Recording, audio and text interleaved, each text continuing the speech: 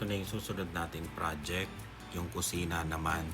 Tapos na yung banyo, yung kusina ang gagawin natin. Yan, papalitan ng pintura, ilaw, tapos yung countertop. Yan. Ang kulay ng pintura niyan is parang ano yata siya, jade, parang ganon, green. Yan, papalitan ng ilaw sa taas, lahat, pati countertop. Iiwan lang yung mga handle. Yan. Pero tong sa pader, papalitan, lalagyan ng ilaw sa ilalim ng mga cabinet. Eto yan, pipinturahan na lang yan. Pero bumili ako niyan ng mga parang bisagra niya, pero hindi na natin ikakabit. Hindi pala, iba yung nabili ko, kaya pipinturahan na lang yan. Yan ang ating next project. Makikita nyo maya-maya ang kalalabasan niyan. Ayan, lahat yan, pintura, palit ng yung sa mga saksakan, naninilaw na yun, luman-luma na. Kaya kailangan na talagang palitan. Oh, Sunday. Oh, Monday. Oh, Tuesday. Oh, Wednesday.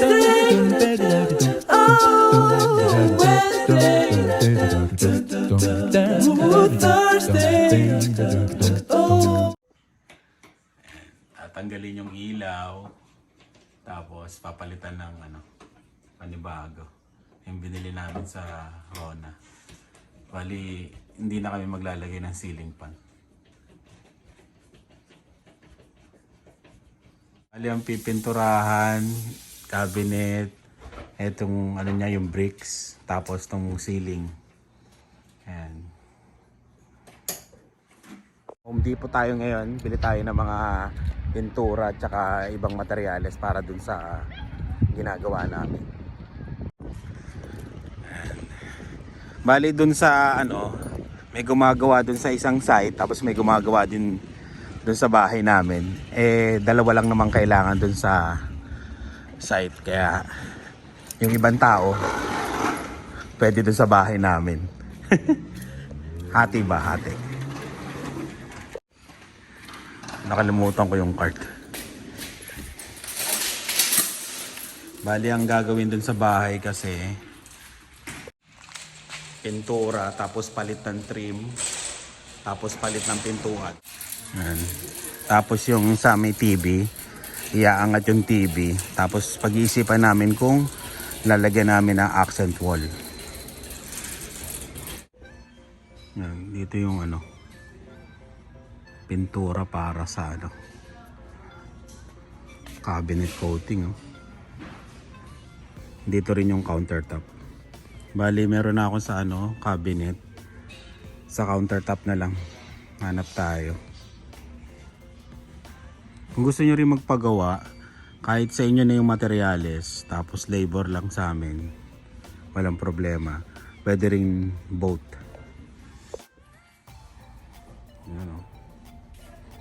Ito, dark. Ayan, before and after. Medyo pricey siya, 154, mahal. Pero kaysa palitan mo yung countertop, 1,000. Depende pa sa materyales na gagamitin mo, di ba?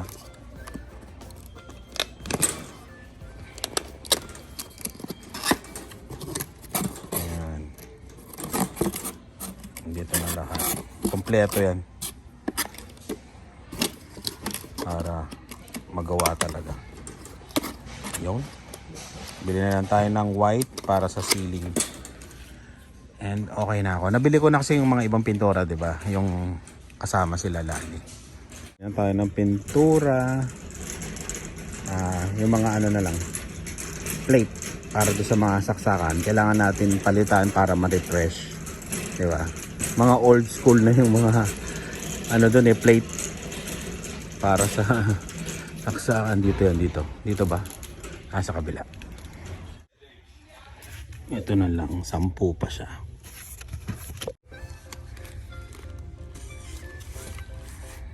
Pwede pa siyang magamit sa iba, dito.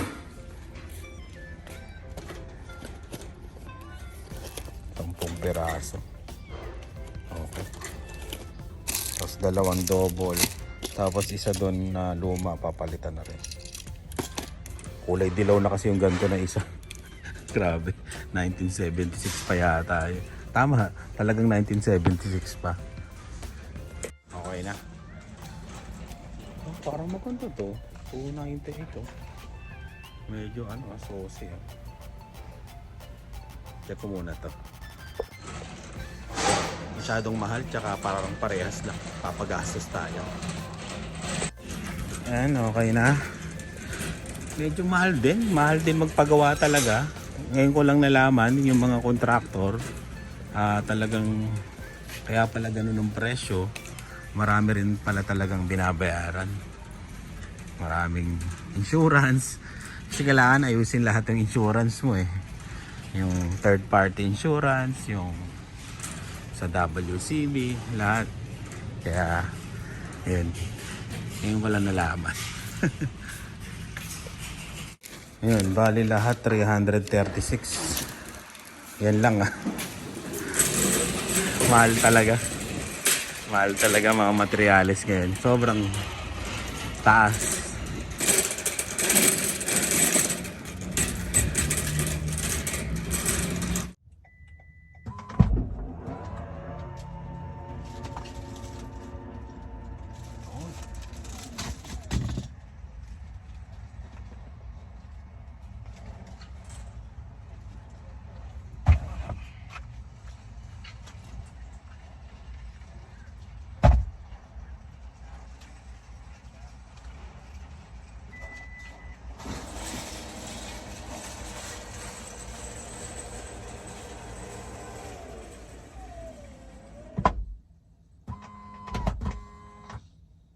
Linisan muna bago pinturahan para dumikit talaga. Kasi pag yung mga mantika kasi nagdikitan na. Matanggal na rin yung mga handle. Ayan, tapos kakalasin na rin yan, pipinturahan. Pag ginawa namin yung kusina nyo, ganito rin yung gagawin namin. Step by step. Para maganda yung kalalabasan.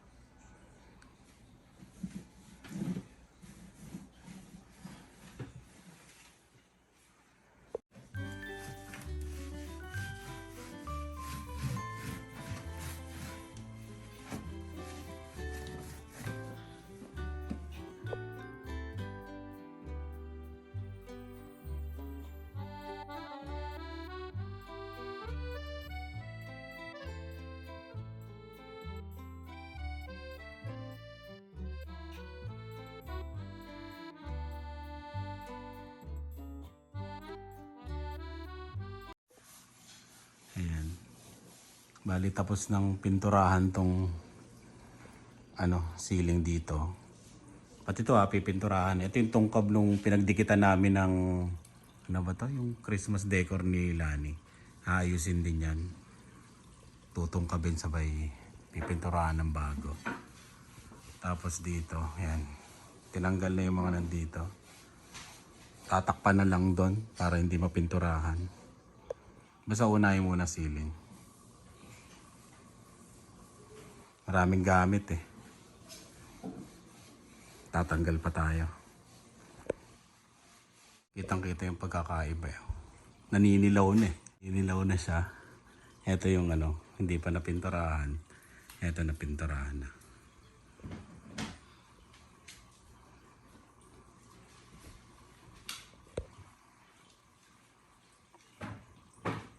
Pinturahan dingding. Tapos yung pati itong ceiling. Namasilya na yung nasirang pintura. Bili tayo ng materyales uli. 3 pinto tapos trim. Yung isa nito medyo pricey. $248. And kasama na hamba. Kita niyo yung pintuan dito. Parang lang yun. Ewan ko ba, ganito ba pintuan din sa Pilipinas? Pero maganda ang design niya.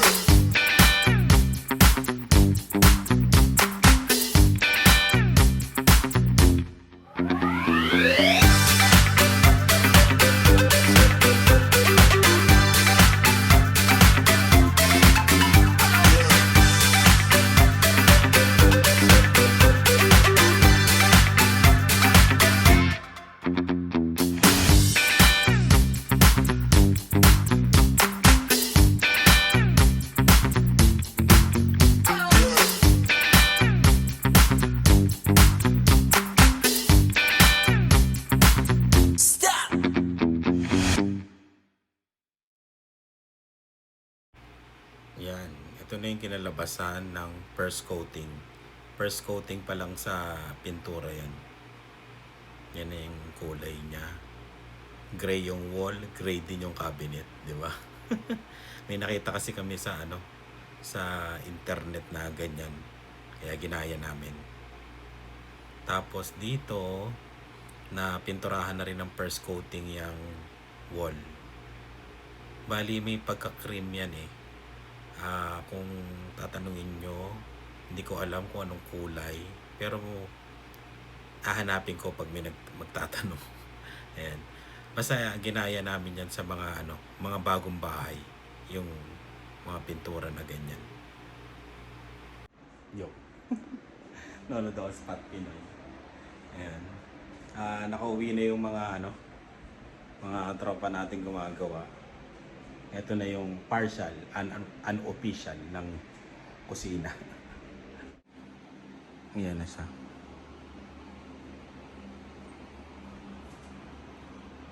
Ginaya namin yung May nakita kasi kami na isang bahay. Tapos yung cabinet niya parehas din ng pintura nung dingding niya. Gandang tignan. Parang lang, plain lang. Parang ganyan lang, simpleng-simple lang. Tapos bumili na rin ako ng mga ilaw under ng para sa cabinet pati sa taas para paggabi. Ayan. Maganda siyang tignan. Tapos yung ilaw doon papalitan din. Yung mga white na yan sa taas, yung sa kisame, pipinturahan pa yan. Hindi pa tapos. Pero ito yung partial. Tapos ito, yung pintura dito naka first coating na. Pinapinturahan ko lang kanina para makita ko yung ano ba talagang kulay niya ng actual. Kasi siyempre 'di ba? Doon mo lang tinignan eh. Okay naman. Ayun yung puti 'di ba? May medyo siya.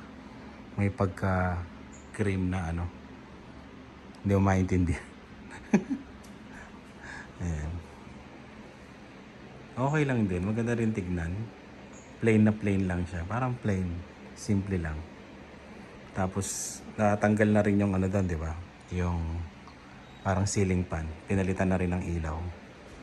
Tapos dito pa yan. Gagapang yan yung trabaho hanggang doon. Yan, gagapang yan. Yung kisame na pinturahan na yan. Dilaw nga eh. Dilaw na dilaw yan pala. Nung pininturahan siya, nahalata agad na dilaw na yung ceiling. Tapos nalagyan na rin ng ilaw sa sala. Yung bahay dito sa Canada, yung mga lumang bahay lalo na, walang ilaw sa sala yan. Pero nalagyan na. Ayan. Ayan, pipinturahan pa to, papalitan ng trim. Ito papalitan to ng mga trim yan. Pati sa baba. Bukas siguro tapos na to. Tapos etong countertop, pipinturahan na lang din. Kasi pag nagpalit ka ng bagong countertop, mahal, di ba?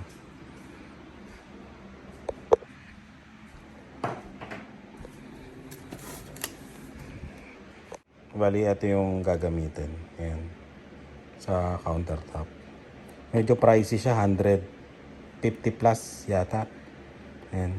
Yung presyo niya. O 170. Hindi ko alam. Nakalimutan ko na yung pagbili ko. Ayan.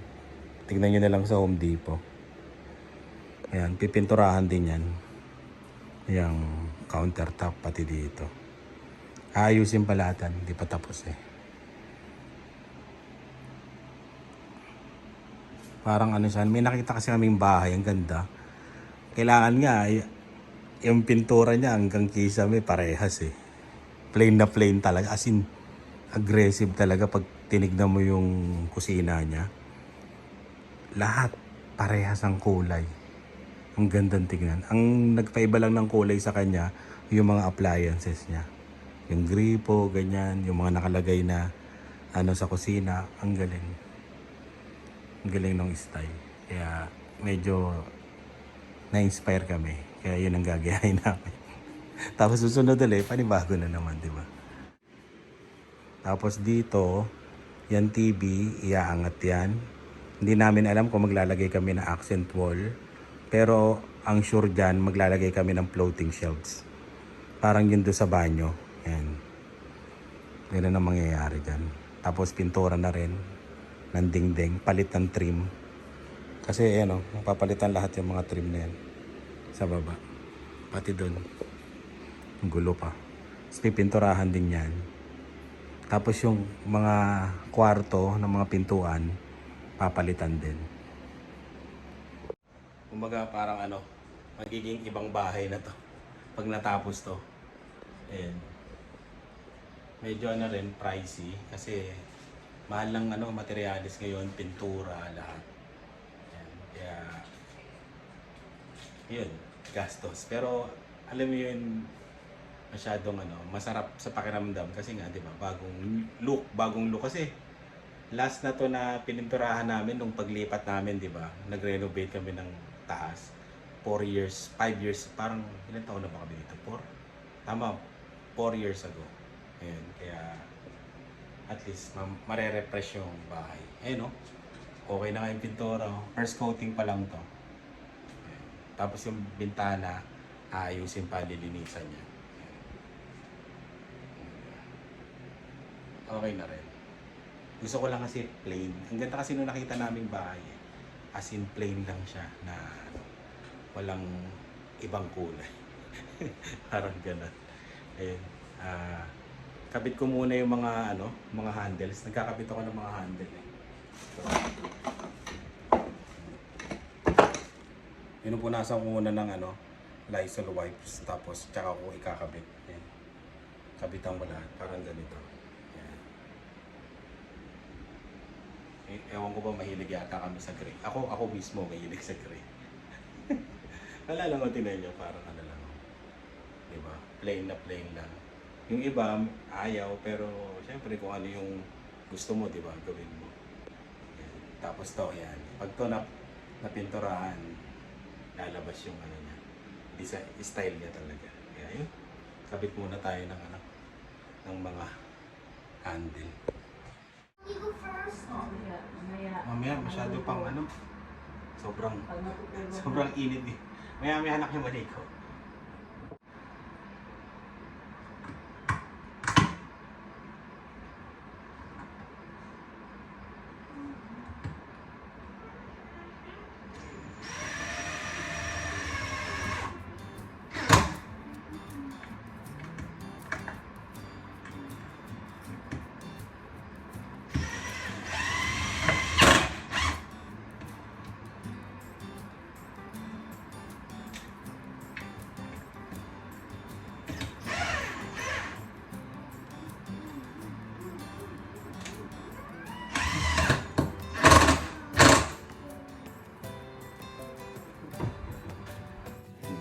Ganda na siyang tignan. Pag may ano na siya, handle.